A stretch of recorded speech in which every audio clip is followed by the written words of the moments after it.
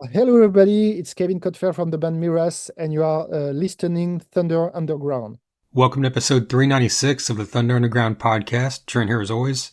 This week is really cool. We've got Kevin Codfert of the band Myrath here to talk about their brand new album Karma, and of course a lot of history involving the band as well.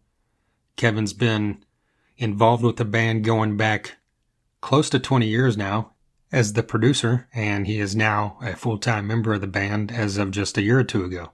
We talk about all that, how all that came together, the journey that Kevin's been on with this band throughout the years. The man is a wealth of knowledge when it comes to all the different styles that Myrath brings to their music. They're a progressive metal band out of Tunisia that incorporates Middle Eastern elements into their music, but they also incorporate orchestration, classical style elements. They, at times to me, remind me of power metal elements. You've got the operatic metal elements as well, but the bassist is that prog metal that these guys are just masters of. So if you're not familiar with this band, I highly suggest you check them out, and a great place to start is the brand new album Karma that just came out last month. It's just been out a little over a month now. Solid rock and roll here in 2024 from Myrath. So before we jump into that, I need to let you know who sponsors this podcast. DEB Concerts, a promoter based right here in Tulsa, Oklahoma that brings tons of great acts to this area.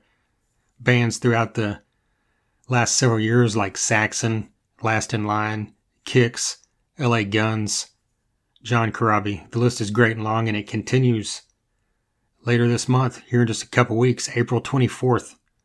Faster Pussycat is returning to the Venue Shrine. Good friends of this podcast, Dime Store Riot, will be opening that show, so you don't want to miss that. Hit up the Venue Shrine to get ticket info. Hit up debconcerts.com to get more info on this and everything else they've got going on. And what else might they have going on? They also book the Roadhouse stage at Rocklahoma every year.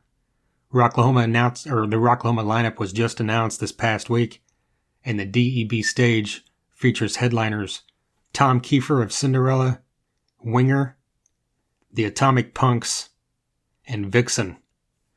4 great acts there, one of which has never been there, 2 of which haven't been there in well over 12, 13 years, and one of which hasn't been there in like 5 or 6 years. So it's always great to see stuff that isn't, recycled from a year or two ago. So very cool. Very happy with that. So hit up DEB on all the socials and follow them so you don't miss future announcements. Facebook, Twitter, and Instagram are all at DEB Concerts. We've also got Sunset Tattoo, a tattoo shop located in Midtown Tulsa. Their tattoos are done getting proper. They're native owned. They've got 3 artists on staff, one of which is a female artist. You can call, text, message ahead to set up a time to go in there to talk about what work you're looking to have done. If you've got an idea but don't know how to put it together, that's what Sunset Tattoo is here to help you with. They also accept walk-ins. You can get online to check out photos of all their previous work. Their socials are Sunset Tattoo Tulsa on both Facebook and Instagram. I've personally had work done by Jake more than once. I'm very happy with it. I know that if you get over there and get work done from Sunset Tattoo, you'll be happy with it as well. So head over there or hit them up and tell them you heard about them right here on Thunder Underground. Alright, like I said up front, Myrath incorporates a lot of elements into their music. They are from Tunisia, so they do incorporate a lot of Middle Eastern elements, and I've always been a fan of any band adding just unique elements that aren't in your typical, just your standard music, whether it be standard metal, standard rock, standard pop, doesn't matter. Just when someone incorporates, whether it be from their own culture or whether it just be something they love, they bring that into the music to make it more unique. Sometimes it works great, sometimes it doesn't. But in Myrath's case, it's definitely working great. They also incorporate, like I said, a lot of orchestration, a lot of classical style elements into the music, which has always been, a kind of a figure with, your operatic or your thematic metal bands, out of the Europe area. But they do it, of course, like I said, mixed with the Middle Eastern elements, mixed with the progressive metal elements, some power metal elements in there. All this together gives them a very unique feel. And the new album Karma is no exception. This is 12 songs that just take you on a basically a journey. We've talked repeatedly about this over the past 9 years on this podcast.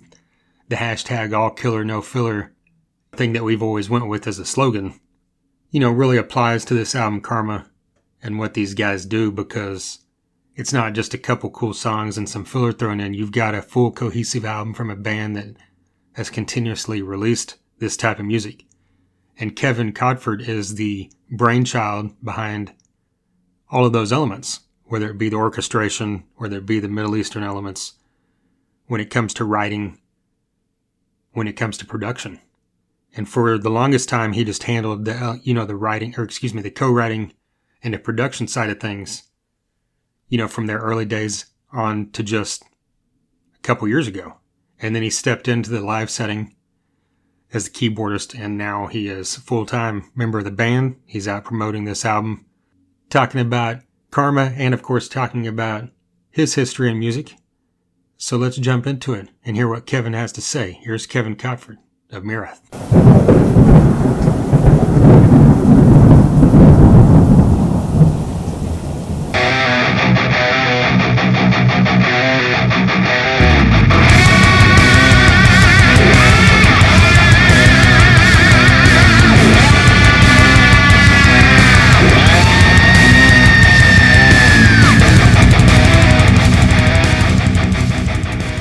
Basically quite happy with the result and the feedback from the fans. I mean, we worked a lot on this album, especially during the pandemic, the COVID. We were touring in Europe and the border closed, so I needed to come back in my little tiny house as soon as possible. Yeah. But unfortunately for the Tunisian guys, they couldn't make it because the government didn't bring some flights. So they were stuck in France, and they told me, Kev, what should we do? So basically, I told them, okay, come, we're going to try to find a solution. And unfortunately, we couldn't find a solution for 6 months. So they stayed at my tiny house for 6 months. And for the first time in Myrath's history, we had the opportunity to compose together, which was not possible for the previous albums. And I think it's the main difference between this album and the previous ones. How did you do it previously? Was it always just like via like this via Zoom or something? Or it was really digital. I mean, for example, I had an idea. I provide the idea through Gmail, and we go back and forth, and I'm waiting 3 days for the guys to come back with another idea. So it's a really digital process. Generally, what I've been told is during COVID, a lot of bands learn how to work digitally.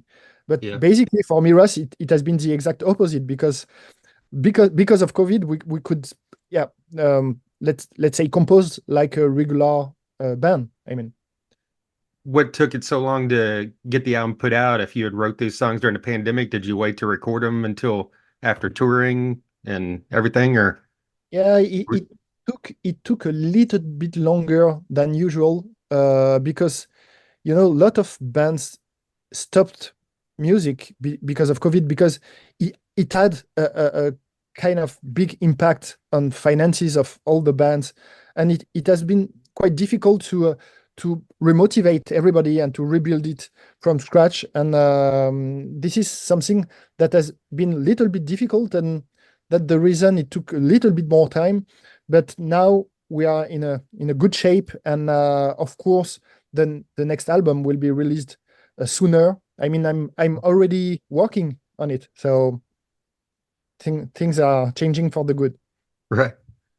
Well, when you guys spent all that, you said 6 months together at your home, I would assume it brought the band closer just as people as well? Like, how do you think that helped the band as a whole besides just the writing process? It definitely helped a lot for the writing process, because when you wake up every morning, you have a guitar player or a bass player in front of you, and you say to them, okay, let's try this riff. So you can do, and you can build some really emotional ideas because you are playing real time with real musician, which is really cool. Besides this, we learn more about each other, And it has been also very difficult because imagine 6 guys plus my wife plus my dog in a tiny area. So it was not really, really easy every day. Yeah, I could see that. Well, so you guys have been playing a lot of these songs live last year and everything since you'd had them written. Like, what has the response been like in the live setting when you guys are playing the new tracks to fans that might not have known them yet? Yeah, it was great. I mean, we are used to play songs live before a release Oh, okay. because really, really important for me to try to feel the feedback of the people, because when you compose a song and the song going is sounding good on album, it's a total different story when you are performing this song on stage. So you have to adapt some stuff. The arrangement are not exactly the same. The mood is not exactly the same. So the more you play live, the better you are improving yourself to play this song live. And I love to play before the release because it let me lot of iteration to improve. So the first time we played new songs and nobody knew it, it was for Sweden Rock last year. I was a little bit stressed about the reaction because fans usually like to listen what they already know. Right. And it and during this gig we played 3 songs totally unknown, but it was a good opportunity for me to see the feedback. And basically we had the chance to have a good sound. The PA was good, and um, it was easy for the fans, even if they didn't knew the songs, to understand what was going on. And from what people said to me, they told me, yeah, the songs are, yeah, very, very, I mean, groovy, open, and we like it. And so, yeah, it has been a good test for us. Have you ever, like, when you've played songs like that live, and like you said, the first time get some feedback, have you ever changed anything about it before you've went to the final recording process before it's been released? Um, no, because for this album we played live after the recording. Oh, okay. Okay. The recording was already done. Oh, But we did this for a previous album, and of course we fine-tuned some stuff because you realize that some arrangement, for example, are not sounding as good as you expect in live performance, or it's too messy, or there are too many layers, or I don't know. So you take this opportunity to fine-tune and change your composition before recording it. Yes, for sure. yeah. On the last album, in an interview, you had said that the songs are written and rearranged as heavy metal songs, and that's the first time you had done that, where you wrote them. You didn't write them specifically as a heavy metal song. Is that Um, process you tried again, or is that just like a one-off kind of situation? no, no, no. I think from the beginning, each songs we did with Myrath was songs with a simple piano and vocals or guitar and vocals. Okay. That's what I call a song. I mean, a song doesn't need metal, doesn't need arrangement, doesn't need anything. A song is a good melody, which is coherent. You can feel a climax, and a song is just managing the climax and the harmony and a lead vocalist. That's it. And when you achieve this and you are quite happy with the result, you can start to build on top of this metal arrangement, because I mean, metal is just an arrangement on top of harmonies. That's it. I mean, Yeah. like every style. Is it the same when you write a song, say on the keyboards or the guitars separately? Do you ever write like a guitar, like something on the keyboards and change it to a guitar line, or is it always specifically written? Yeah, no, no. Or- It's specifically written because you can't play any riff on the piano. So first of all, when I start to compose a song, I mean, I'm not the only one in the band to compose, but I'm telling you my own view. Yeah. The piano is the best instrument to provide a complete harmony. But Okay. of course, it would be stupid to play guitar riff on the piano. So if I have an idea of a guitar riff, I take a guitar. Okay. Sure. Right. But when you write like the orchestral arrangements on some of these songs, like does that come separately from the song, like after the song's written, or does sometimes you write that stuff first, or is that how's that process work for you? Um, it depends. I tend to compose the arrangement along with the song when the song is slow, because when you are composing, writing something slow, you have a lot of gap to fill. Right. There is a lot of gaps. And as a keyboard player, I tend to fill the gap with orchestral arrangement, where the guitar player would tend to fill the gaps with guitar arrangement. But for my side, yeah, when the song is um, minimalist and slow, I tend to put a lot of arrangement during the process of composition. And when the song is mid-tempo to fast tempo, I tend to do the arrangement after the song is finished. So it allows me not to put too much layers of arrangement. So whenever you write it, the orchestral arrangement after the song's written, do you just kind of like, how does that process work for you? You sit down and just listen to the song over and over and then just kind of feel what you think belongs in those spaces, or? Yeah, it depends. If you want to take a concrete example, there is a song on the last album named "Into the Light." We released the video on YouTube. It started with the idea of the theme, the principal theme, which is a da-da-dun, da-da-dun, dum, da-da-dun, da-da-dun. And for me, it was a sound of a trumpet directly. So as it was a sound of a trumpet, I directly uh, came to I opened my Cubase and I directly composed it with trumpets. And after it, I put it drums and guitars. But for other songs, for example, Candace Cry, everything is based around guitar. So we started with the guitar. After the guitar, the rhythmical pattern on the drums, the lead vocal, and when everything was finished, which was sounding like a really 80s song, a song from the 80s, we put it a little bit of arrangement on top of it. So there is no specific recipe, because each song is unique, and I don't have a routine or a specific process to tell you. I mean, it depends on the song. Any of the Middle Eastern elements that are added, is that kind of dealt with the same way? Like after the song's written, Yeah, just put this on here to where, we feel it suits best kind of thing. yeah, exactly. For example, and it depends the scales. For example, the Oriental arrangement, when we put it, there are a lot of violins, sometimes with quarter tones. So quarter tones are not fitting all the modes. It would be, from my point of view, useless to use Arabic violins to emphasis Lydian mode, for example, or Mixolydian mode. But when you have harmonic minor to play, it fit better this kind of mood. So the arrangement are interdependent also with the harmony you are using into your song.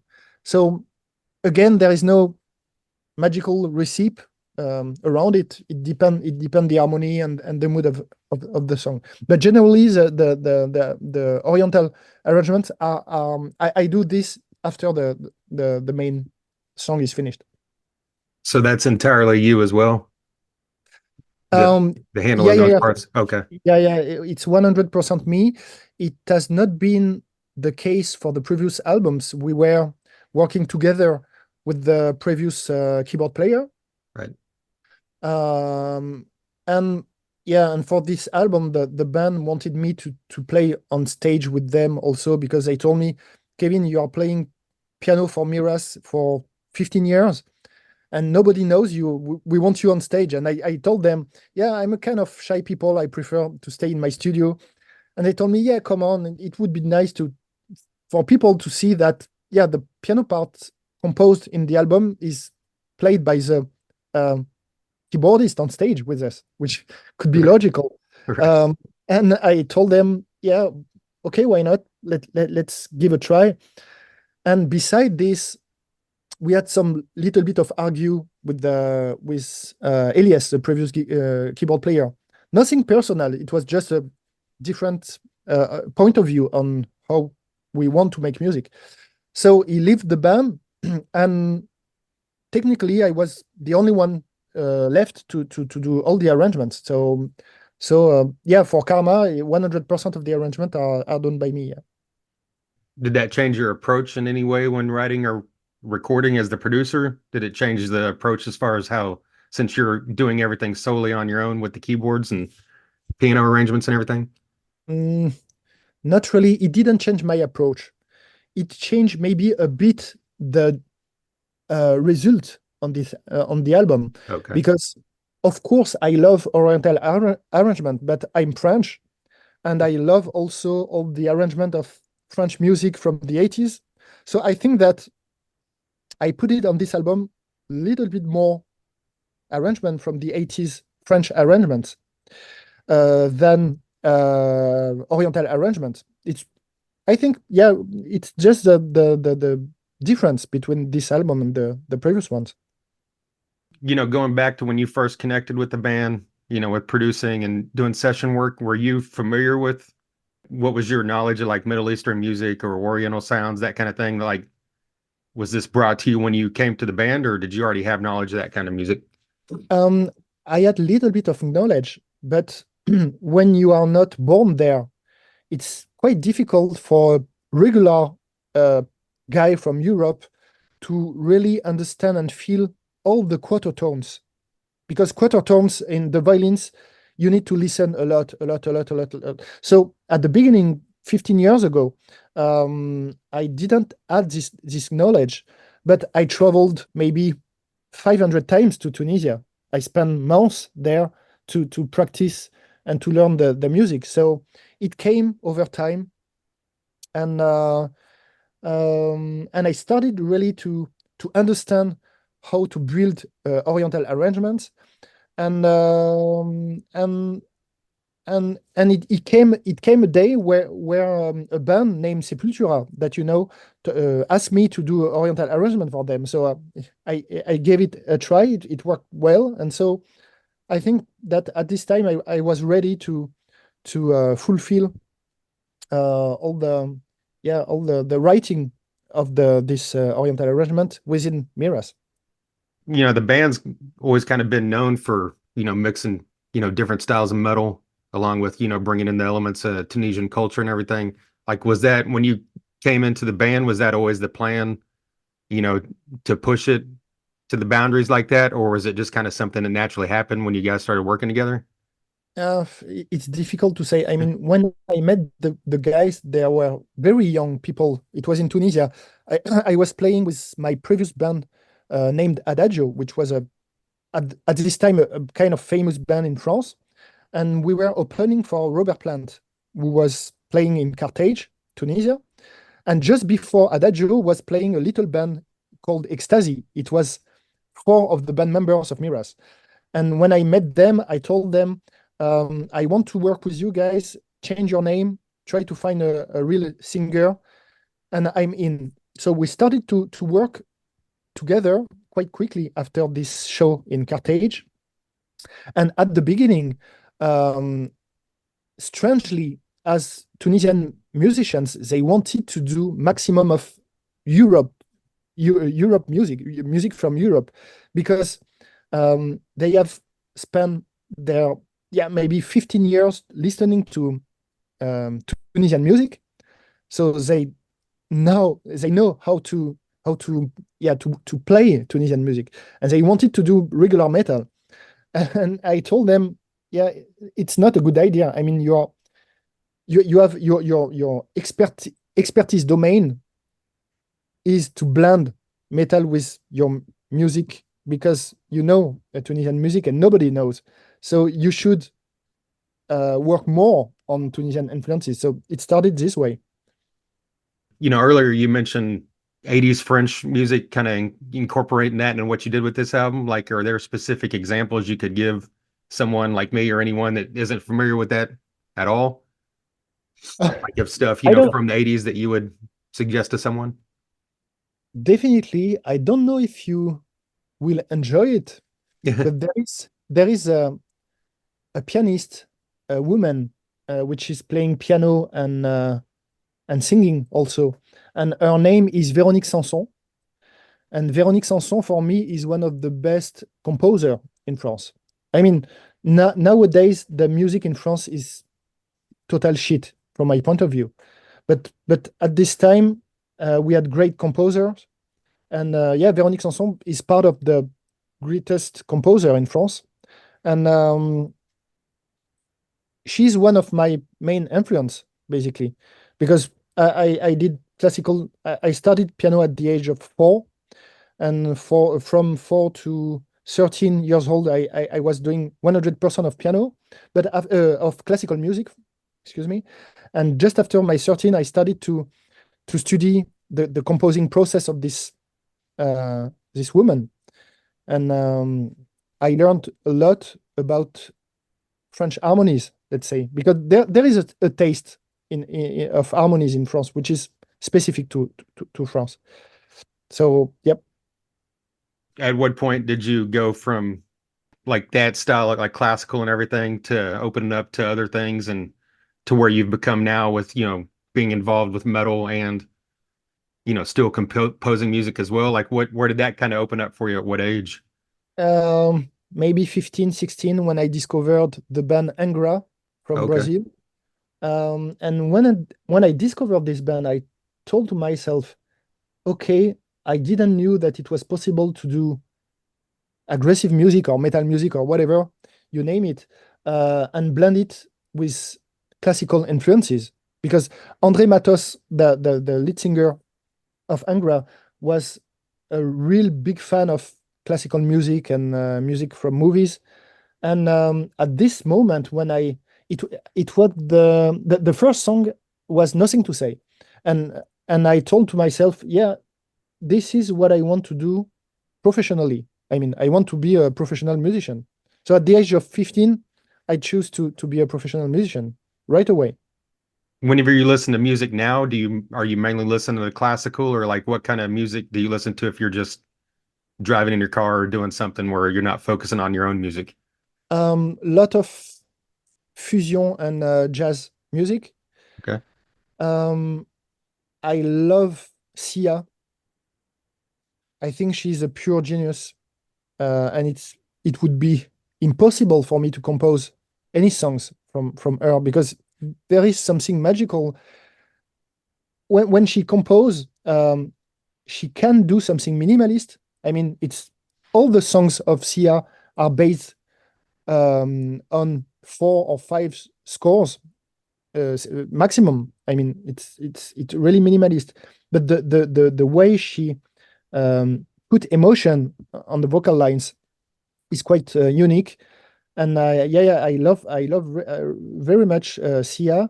I'm listening also a little bit of Placebo, of Muse, progressive music from the 80s, like Pink Floyd, Genesis, Marillion, Yes, Rush, Dream Theater also, but not a lot of metal, to be honest. I mean, I know you've only been, playing with the band live for, in the grand scheme of things, a short period, but like, has the band outside of Prague Power, has the band played in the United States, or has it been a really No, long time? Yeah. no, no, no. For the moment, um, I mean, playing in the USA is very expensive for a band, basically. Right. So um, we will try our best to. I mean, I think that the price of a visa is something like it would cost maybe 10,000 euros for the band. Okay. Yeah, so we need to tour. Maybe the best way would be to open for a bigger band in the USA. Right. Um, Everything is matter of money. So Yeah, I mean, I know yeah, there's a lot of bands from, Europe or Asia or whatever that, don't always make it to America that we don't get to see. So, I hope that at some point you guys will get to make the trip over here so we get a chance to see you as well. yeah, yeah, we will try. We give the try to do a South America tour it was a huge bet because I had no idea if we could sell some tickets. And beside the extreme complexity of visas, because we played 6 different countries and it was 6 different visas. Wow. Because the three band members from Tunisia are not allowed to travel anywhere. So each time they travel, it's a visa. For French people, it's much more easier, but for them, it's really complicated. So beside this, all the venues were full. Basically, it was not big venues. It was venues between 500 people and 800, and it was full. So I was very surprised, and I'm pretty sure that we can make it in the US, but we still need to find a little bit of money and logistical tricks to make it happen. Right. So what's the band's plan for the rest of the year? I know you've got some dates lined up, but what are you guys looking at for throughout 24?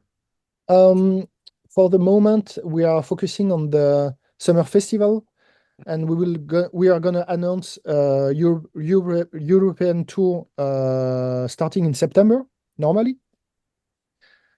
And beside this, I'm 100% focused on the composition, on the writing of the new album, because we have to be faster. So Yeah. So is the hopes on that next year? Or are you going to push that a couple years, or do you have a I plan on that yet? No. I don't know. It will be ready next year. But when you release an album, you are dependent on the schedules of the record labels. So I have no idea. All right, man. Well, I really love everything on Karma, and I'm appreciate you taking the time with me today, and hope Yeah, to see you guys live at some point in the future. of course, man. So thank Cool. you very much. There you go, Kevin Codfert of Myrath. A huge thank you to Shane of Adam Splitter PR for his continued help in supporting this podcast. And of course, a massive thank you to Kevin, taking some time out there to hit me up on Zoom, talking about everything we just talked about there, covering the brand new album Karma that came out March 8th. Like I said, that's been out now, as you can tell, about 5 weeks. If you have not heard this thing, do it as soon as you stop listening to this here in just a few minutes. Album's fantastic. This is a great band that more people in this area need to be exposed to. So check out Myrath. And again, a huge thank you to Kevin for taking some time out of his day. All right, if this is your first time listening, I greatly, greatly appreciate it. We've got 395 episodes previous to this one that you can check out. Just last week, the guys from In Theory returned for the 4th time. The week before that, for the first time ever, Living Color, Vernon Reed and Corey Glover were both on this podcast. Quite an honor for me. The week before that, another amazing honor, Adrian Vandenberg, formerly of Whitesnake, currently and previously of Vandenberg as well, was on here. Huge fan of that guy. That was so cool. Then the week before that, Jack Russell of Great White was on here. How cool was that? That was another great honor. Then before that, we had on Brian Tatler of Saxon and Diamond Head. We've had on members of Testament, Megadeth, Overkill, Death Angel, if you don't like thrash. We've had on members of Avatar, Sons of Texas, Shinedown, Hellstorm, Three Doors Down. If you don't like modern radio rock, we've had on Dee Snider from Twisted Sister was on here. Jeff Tate, formerly of Queensryche, was on here. Frank Hannon of Tesla has been on here multiple times. Damon Johnson of Leonard Skinner and Brother Kane has been on here multiple times. We've had on members of Def Leppard, Deep Purple, Motley Crue. Michael Monroe from Hanoi Rocks was on here. Glenn Hughes, Reb Beach of Winger and Whitesnake. The list is great and long. Covers pretty much the gamut from soft rock, John Waite of Bad English and the Babies, and of course just solo fame was on here at one point, to extreme stuff. Trevor, rest in peace, from Black Dahlia Murder was on here. Like I said, we cover it all. So check out these past episodes. Wherever you listen to podcasts, wherever you listen right now, hit like, subscribe, or follow so you don't miss future episodes. You can listen directly on the website, thethunderunderground.com. But pretty much anywhere podcasts are heard, Spotify, Apple Music, and Google Music, which is about to merge with YouTube Music, Mixcloud, SoundCloud, pretty much anything with cloud in the title, you can check us out. You Google it, the Ozzy song from Osmosis will come up, but we should be the first or second thing under that you find. Future episodes next week. Pete Summit of Crashing Wayward will be returning to this podcast for the third time. Very cool. Absolutely love this band. Brand new band. Well, I say brand new. In the grand scheme of things, brand new. They've been around a few years. And then the week after that, Keith Wallen of Breaking Benjamin will be on the podcast for the first time. That was a very cool conversation. I'm really happy with that one. Got about 45 minutes talking about all kinds of stuff with Keith. So can't wait for you to hear that one as well. But in the meantime, like I said, dig back through some past stuff and be on the lookout for what's coming. After Keith, I don't have things that I can announce yet because they haven't happened, but I can tell you that obviously Keith will be episode 398. So that means episode 400 is right around the corner. And unbelievably, the timing of this, I can't even believe it. The timing of episode 400 will time out into mid-May. And mid-May will be the 9th anniversary of this podcast. We always have a little celebration for the anniversary in May. And then, of course, every time there's a 100th episode, a celebration, but they don't line up until now. We'll be talking about that. And once that is all confirmed, I will announce what's going to happen there. But you'll hear about that, of course, within a month. All right. I'm going to jump off here and quit rambling. Once again, massive thank you to DEB Concerts, Sunset Tattoo, Adam Splitter PR, and Kevin Codfert. And until next time. Thunder Underground, y'all.